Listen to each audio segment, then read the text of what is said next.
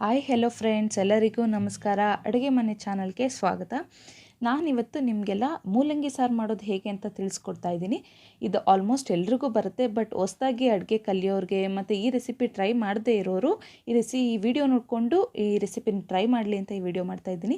ಅದಕ್ಕೂ ಮುಂಚೆ ಯಾರೆಲ್ಲ ನನ್ನ ಚಾನಲ್ಗೆ ಸಬ್ಸ್ಕ್ರೈಬ್ ಮಾಡ್ಕೊಂಡೇ ವೀಡಿಯೋಸ್ ನೋಡ್ತಾ ಇದ್ದೀರಾ ಅವರೆಲ್ಲ ದಯವಿಟ್ಟು ಹೋಗಿ ನನ್ನ ಚಾನಲ್ಗೆ ಸಬ್ಸ್ಕ್ರೈಬ್ ಮಾಡ್ಕೊಂಡು ನಂಗೆ ಸಪೋರ್ಟ್ ಮಾಡಿ ಅಂತ ಹೇಳ್ತಾ, ಬನ್ನಿ ಈಗ ಮೂಲಂಗಿ ಸಾರು ಮಾಡೋದಕ್ಕೆ ಏನೇನು ಬೇಕು ಅಂತ ನೋಡ್ಕೊಂಬರೋಣ. ನಾನಿಲ್ಲಿ ಒಂದು 2 ದೊಡ್ಡ ಸೈಜ್ ಮೂಲಂಗಿನ ತೊಗೊಂಡಿದ್ದೀನಿ. ನೋಡಿ, ಈ ರೀತಿ ಇದೆ, ಈ ರೀತಿ ಕಟ್ ಮಾಡಿ ಇಟ್ಕೊಂಡಿದ್ದೀನಿ. ಮತ್ತು ಒಂದು 4 ಬೀನ್ಸ್ ತೊಗೊಂಡಿದ್ದೆ. ತರಕಾರಿ ನೀವು ಬೇಕಿದ್ದರೆ ಬೀನ್ಸ್ ಬದಲು ಬೇರೆದು ಆ್ಯಡ್ ಮಾಡ್ಕೋಬೋದು, ಅಂದರೆ ಬದನೆಕಾಯಿ, ಕ್ಯಾರೆಟು. ಮತ್ತು 1 ಇಡೀ ಕೊತ್ತಂಬರಿ ಸೊಪ್ಪು ತೊಗೊಂಡಿದ್ದೆ. ಮಸಾಲೆ ರುಬ್ಕೊಳಕ್ಕೆ ಒಂದು 2 ಈರುಳ್ಳಿ ತೊಗೊಂಡಿದ್ದೀನಿ. 1 ನಾಟಿ ಟೊಮೊಟೊ ತೊಗೊಂಡಿದ್ದೀನಿ, ನಾಟಿ ಟೊಮೊಟೊ. 1 ಗೆಡ್ಡೆ ಬೆಳ್ಳುಳ್ಳಿ ತೊಗೊಂಡಿದ್ದೀನಿ. ಮತ್ತು ಒಂದು ಸ್ವಲ್ಪ ತೆಂಗಿನಕಾಯಿ ತುರಿ ತೊಗೋಬೇಕು. ಇದನ್ನು ಕಟ್ ಮಾಡಿ ಇಟ್ಕೊಂಡಿದ್ದೀನಿ, ನೀವು ತುರಿದು ಕೂಡ ಹಾಕ್ಕೋಬೋದು. ಮತ್ತು ಬೇಳೆ, ಈ ಬೇಳೆನ ನಾನು ಒಂದು 15 ನಿಮಿಷ ನೆನೆಸಿಟ್ಕೊಂಡಿದ್ದೆ ನೀರಲ್ಲಿ. ಮತ್ತು ಖಾರದ ಪುಡಿ 1 ಟೇಬಲ್ ಸ್ಪೂನು, ಧನಿಯಾ ಪುಡಿ ಒಂದು 2.5 ಟೇಬಲ್ ಸ್ಪೂನಷ್ಟು ತೊಗೊಂಡಿದ್ದೀನಿ.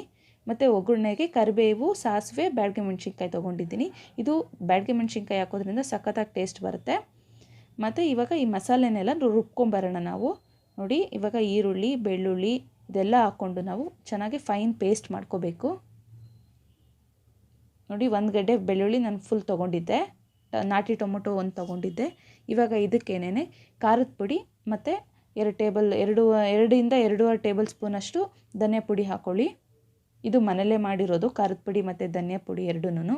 ಇದಕ್ಕೆ ಒಂದು ಸ್ವಲ್ಪ ಹಾಕ್ಕೋಬೇಕು ನೀರು, ಜಾಸ್ತಿ ಹಾಕ್ಕೊಂಡ್ರೆ ಪೇಸ್ಟ್ ಚೆನ್ನಾಗಿ ನುಣ್ಣಗಾಗಲ್ಲ. ನೋಡಿ, ಈ ರೀತಿ ಇದೆ. ಇದು ಚೆನ್ನಾಗಿ ಫೈನ್ ಪೇಸ್ಟ್ ಮಾಡ್ಕೊಂಡಿದ್ದೆ ನಾನು. ಈಗ ಸ್ಟವ್ ಮೇಲೆ ಒಂದು ಕುಕ್ಕರ್ ಇಟ್ಬಿಟ್ಟು ಇದಕ್ಕೆ ಒಂದು ಸ್ವಲ್ಪ ಆಯಿಲ್ ಹಾಕ್ಕೊಳ್ತಾ ಇದ್ದೀನಿ. ಈ ಎಣ್ಣೆ ಬಿಸಿ ಆದಮೇಲೆ ನಾವು ಒಗ್ಗರಣೆಗೆ ತೊಗೊಂಡಿದ್ವಿ ಅಲ್ವಾ, ಇದು ಸಾಸಿವೆ, ಬ್ಯಾಡಗಿ ಮೆಣಸಿನ್ಕಾಯಿ ಮತ್ತು ಒಂದು ಸ್ವಲ್ಪ ಕರಿಬೇವು, ಇದನ್ನೆಲ್ಲನೂ ಎಣ್ಣೆಯಲ್ಲಿ ಒಂದು ಸ್ವಲ್ಪ ಫ್ರೈ ಮಾಡ್ಕೋಬೇಕು. ಇದು ಬ್ಯಾಡಗಿ ಮೆಣಸಿನ್ಕಾಯಿ ಎಲ್ಲ ಚೆನ್ನಾಗಿ ಊದ್ಕೊಳುತ್ತೆ ಮತ್ತು ಸಾಸಿವೆ ಎಲ್ಲ ಚಿಟಪಟ ಅನ್ನತ್ತೆ. ಆವಾಗ ನಾವು ಇದಕ್ಕೆ ತರಕಾರಿ ತೊಗೊಂಡಿದ್ವಿ ಅಲ್ವಾ, ಅದನ್ನು ಹಾಕ್ಕೋಬೇಕು. ನೋಡಿ, ಬ್ಯಾಡಗಿ ಮೆಣಸಿನ್ಕಾಯಿ ಎಲ್ಲ ಊದ್ಕೊಂಡು ಅದರಲ್ಲಿರೋ ಕಲರ್ ಎಲ್ಲ ಅದರೊಳಗಡೆ ಬಿಡ್ತಾ ಇದೆ. ಇವಾಗ ನಾವು ತರಕಾರಿ ಏನೇನು ತೊಗೊಂಡಿದ್ವಿ ಇದನ್ನೆಲ್ಲ ಹಾಕ್ಕೋಬೇಕು. ನಾನು ಹೇಳಿದೆ ಅಲ್ವಾ ನಿಮಗೆ ಹುಳ್ಳಿಕಾಯಿ ಬೇಡ ಅಂತಂದರೆ ನೀವು ಬದನೆಕಾಯಿ ಕೂಡ ಆ್ಯಡ್ ಮಾಡ್ಕೋಬೋದು. ಬದನೆಕಾಯಿ ಇಲ್ಲಾಂದರೆ ಕ್ಯಾರೆಟು ಈ ಥರನೂ ಆ್ಯಡ್ ಮಾಡ್ಕೋಬೋದು. ಬಟ್ ಮೂಲಂಗಿ ಮತ್ತು ಹುಳ್ಳಿಕಾಯಿ ಇವೆರಡು ಫೈಬರ್ ರಿಚ್ ತರಕಾರಿ ಅಂತಲೇ ಹೇಳ್ಬೋದು. ಜೀರ್ಣ ಎಲ್ಲ ಚೆನ್ನಾಗಾಗುತ್ತೆ. ಈ ರೀತಿ ವಾರಕ್ಕೊಂದ್ಸಲ ಈ ಸಾಂಬಾರು ಮಾಡ್ಕೊಳ್ತೀನಿ, ಸಖತ್ತಾಗಿರುತ್ತೆ. ಮತ್ತು ಹೆಲ್ತ್ಗೂ ಕೂಡ ತುಂಬಾ ಒಳ್ಳೆಯದು. ನೋಡಿ, ಮೂಲಂಗಿ ಮತ್ತು ಕೊತ್ತಂಬರಿ ಸೊಪ್ಪು, ಬೀನ್ಸ್ ಇದಿಷ್ಟು ಹಾಕ್ಕೊಂಡು ನಾನು ಒಂದು 5 ನಿಮಿಷ ಎಣ್ಣೆಯಲ್ಲಿ ಆಡಿಸ್ಕೊಂಡೆ. ಈ ಥರ ಎಣ್ಣೆಲಿ ಆಡಿಸ್ಕೊಳೋದ್ರಿಂದ ಒಳ್ಳೆ ಟೇಸ್ಟ್ ಬರುತ್ತೆ ಮೂಲಂಗಿ ಸಾರು. ಈಗ ಇದಕ್ಕೆ ಮಸಾಲೆ ರುಬ್ಬಿಟ್ಕೊಂಡಿದ್ವಿ ಅಲ್ವಾ, ಅದನ್ನು ಹಾಕ್ಕೊಳ್ತಾ ಇದ್ದೀನಿ. ಮತ್ತು ಮಸಾಲೆ ಎಲ್ಲ ಹಂಗೆ ಇತ್ತು ಜಾರಲ್ಲಿ, ಅದನ್ನು ಎಲ್ಲ ತೊಳೆದ್ಬಿಟ್ಟು ಹಾಕ್ಕೊಳ್ತಾ ಇದ್ದೀನಿ. ನೋಡಿ, ಅದು ಹಂಗೆ ವೇಸ್ಟ್ ಆಗಿಬಿಡುತ್ತೆ ಅಲ್ವಾ, ಅದಕ್ಕೇನೆ ನಾವು ಬೇರೆ ನೀರು ಹಾಕೋ ಬದಲು ಜಾರ್ ತೊಳೆದು ಆ ಜಾರಲ್ಲಿರೋ ನೀರೇ ಹಾಕ್ಕೋಬೋದು. ಇವಾಗ ಮಸಾಲೆ ಹಾಕಿದ ಕೂಡಲೇ ಬೇಳೆನೂ ಹಾಕ್ಕೊಳ್ತಾ ಇದ್ದೀನಿ ನಾನು. ಬೇಳೆ ನೆನೆಸಿಟ್ಕೊಂಡಿದ್ದೆ ಅಲ್ವಾ, ನಾನು ಒಂದು 15 ನಿಮಿಷ ನೆನೆಸಿಟ್ಕೊಂಡಿದ್ದೆ ಬೇಳೆನ. ನೀವು ಕನ್ಸಿಸ್ಟೆನ್ಸಿ ನೋಡಿಕೊಂಡು ನೀರು ಎಕ್ಸ್ಟ್ರಾ ನೀರು ಹಾಕೋ ಬದಲು ಬೇಳೆ ನೆನೆಸಿಟ್ಕೊಂಡಿರ್ತೀರ ಅಲ್ವಾ, ಆ ಬೇಳೆ ನೆನೆಸಿಟ್ಕೊಂಡಿರೋ ನೀರನ್ನೇ ಹಾಕ್ಕೋಬೋದು. ನೋಡಿ, ಈ ಕನ್ಸಿಸ್ಟೆನ್ಸಿ ಇದೆ ಇವಾಗ. ಇದಕ್ಕೆ ನಾವು ಇನ್ನೂ ಸ್ವಲ್ಪ ನಾನು ನೀರು ಹಾಕ್ಕೊಳ್ತಾ ಇದ್ದೀನಿ. ಇದು ನಾನು ಬೇಳೆ ನೆನೆಸಿಟ್ಕೊಂಡಿರೋ ನೀರನ್ನೇ ಹಾಕ್ಕೊಳ್ತೀನಿ ಇವಾಗ. ನೋಡಿ, ಈ ಕನ್ಸಿಸ್ಟೆನ್ಸಿ ಇದೆ. ಸಾಂಬಾರು ಸ್ವಲ್ಪ ತೆಳು ಇದ್ರೇ ಚೆನ್ನಾಗಿರುತ್ತೆ ಅಲ್ವಾ, ಜಾಸ್ತಿ ಗಟ್ಟಿ ಇದ್ದರೆ ಅಷ್ಟು ಚೆನ್ನಾಗಿರಲ್ಲ ಸಾಂಬಾರು. ನೋಡಿ, ಈ ಕನ್ಸಿಸ್ಟೆನ್ಸಿ ಇದೆ ಇವಾಗ. ಇದಕ್ಕೊಂದು ಸ್ವಲ್ಪ ಹಾಕ್ಕೊಳ್ತಾ, ಯಾಕಂದರೆ ಅನ್ನಕ್ಕೂ ಮುದ್ದೆಗೂ ಎಲ್ಲ ಸ್ವಲ್ಪ ತೆಳು ಇದ್ದರೆ ಚೆನ್ನಾಗಿರುತ್ತೆ.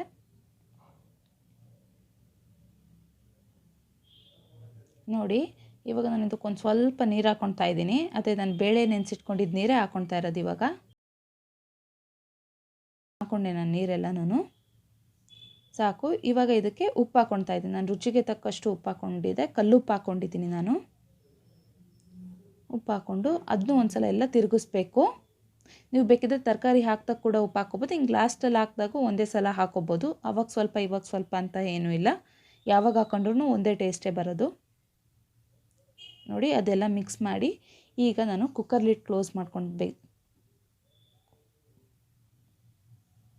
ನೋಡಿ, ಕುಕ್ಕರ್ ಲಿಡ್ ಕ್ಲೋಸ್ ಮಾಡಿಕೊಂಡೆ ನಾನು.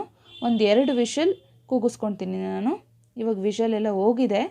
2 ವಿಷಲ್ ಕೂಗಿಸ್ಕೊಂಡಾದ್ಮೇಲೆ ನೋಡಿ ಯಾವ ರೀತಿ ಬಂದಿದೆ ಸಾಂಬಾರು ಅಂತ. ಎಣ್ಣೆ ಎಲ್ಲ ಫುಲ್ ಎಷ್ಟು ಚೆನ್ನಾಗಿ ಮೇಲೆ ಹೆಂಗಿದೆ ಹಂಗೆ ಘಮ ಘಮ ಅಂತ ಇರುತ್ತೆ ಮನೆಯೆಲ್ಲ ಈ ಸಾಂಬಾರು ಮಾಡಿದ್ರೆ.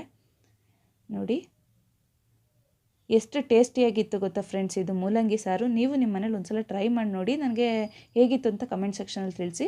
ಮತ್ತು ನಾವು ಕುಕ್ಕರ್ ವಿಷಲ್ ತೆಗ್ದಾದ್ಮೇಲೆ, ಕುಕ್ಕರ್ ಲಿಡ್ಡನ್ನು ತೆಗ್ದಾದ್ಮೇಲೆ ಒಂದು 5 ನಿಮಿಷ ಈ ಥರ ಯಾವುದೇ ಸಾಂಬಾರಾದರೂ ಆಗಲಿ ಕುಕ್ಕರಲ್ಲಿ ಮಾಡಿದ್ದಾಗ ನೀವು ಕುಕ್ಕರ್ನ ಓಪನ್ ಮಾಡಿಬಿಟ್ಟು, ಲಿಡ್ ಓಪನ್ ಮಾಡಿಬಿಟ್ಟು ಒಂದು 5 ನಿಮಿಷ ಈ ಥರ ಒಂದು ಮೀಡಿಯಮ್ ಫ್ಲೇಮಲ್ಲಿ ಈ ಥರ ಬೇಯಿಸ್ಕೊಳೋದ್ರಿಂದ ಒಳ್ಳೆ ಘಮ ಮತ್ತು ಒಳ್ಳೆ ಟೇಸ್ಟ್ ಬರುತ್ತೆ ಸಾಂಬಾರು ಅಂತಲೇ ಹೇಳ್ಬೋದು.